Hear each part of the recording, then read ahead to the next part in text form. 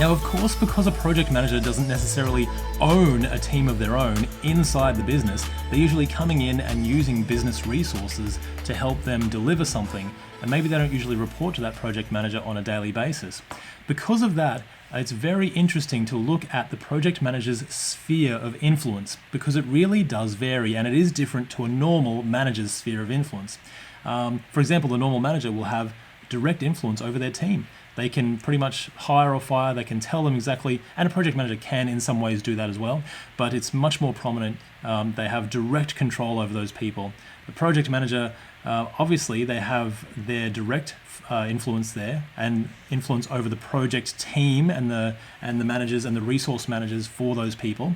But then also it extends out even more further. So they need to work with and ensure influence and responsibility for and with sponsors. Definitely the project sponsors. So that's who we're delivering that business of value to.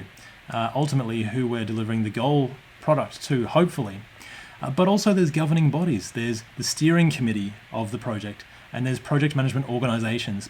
All of these within an organization will need to be worked with, and you'll need to provide information, make sure that they're working with you and you're working with them, and that there's little friction, hopefully not much friction, so that you can help get those things delivered nice and smoothly. And that's all part of being in the project manager role.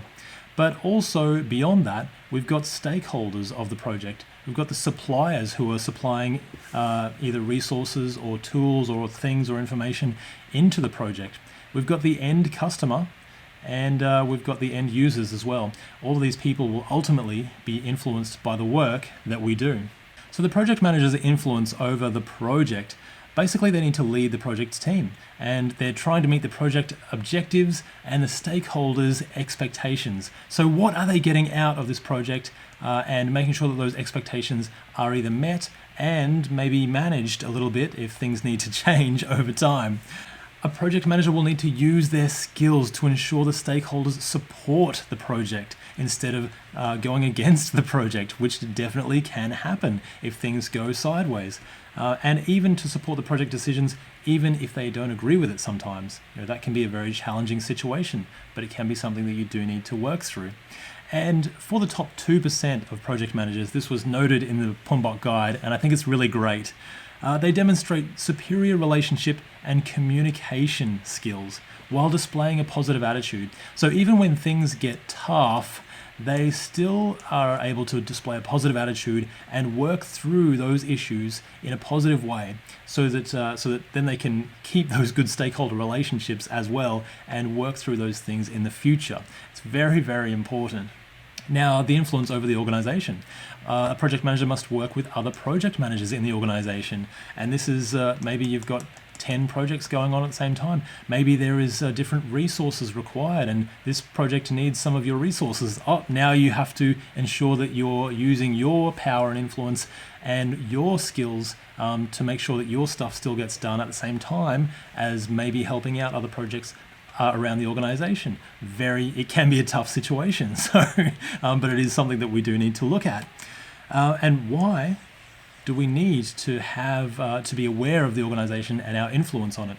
Well, as it says, projects may impact yours due to demands on the same resources. Funding, maybe they need money and it's coming out of the same bucket of money, and all of a sudden this pile of money is gone and it's gone over here, and now your work is starting to dry up.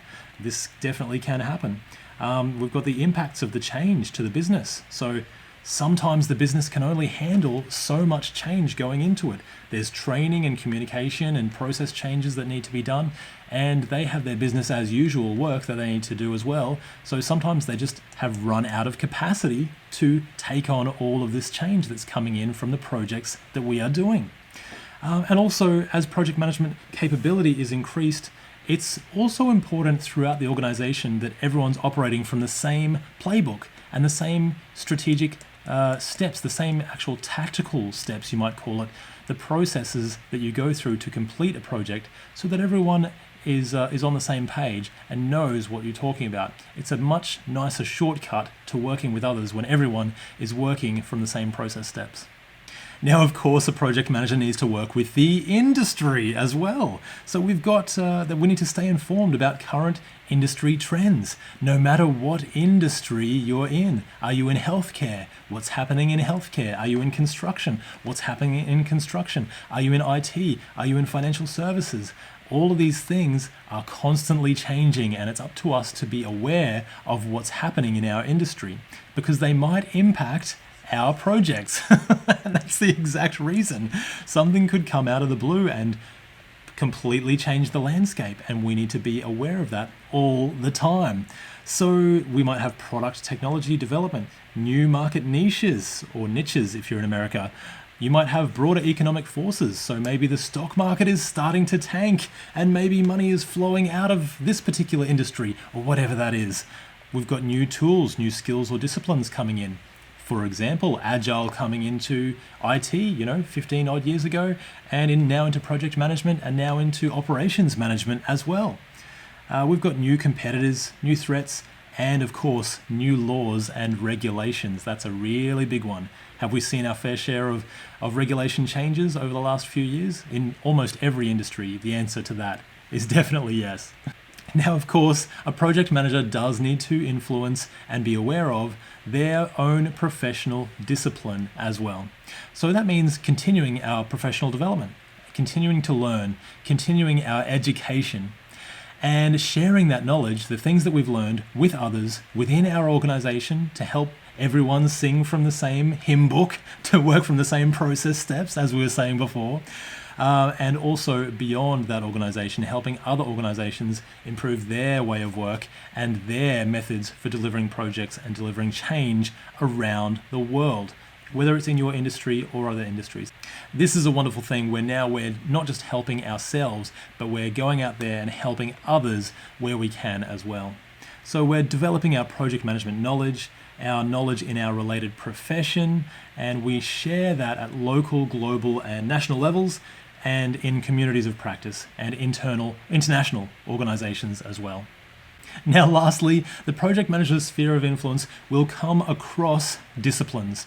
And that's part of the value of project management, is because basically project management is a skill set that will sit across almost any industry, actually genuinely any industry, because any industry will have to require to put change into an organization, or to go from point A to point B at some point. And to do that, you need usually a project, and to do that, you need to manage that project from start to finish. So in doing that across disciplines, now we can help coach, improve, and inspire others in that method of project management to help them get the business value that they need as well.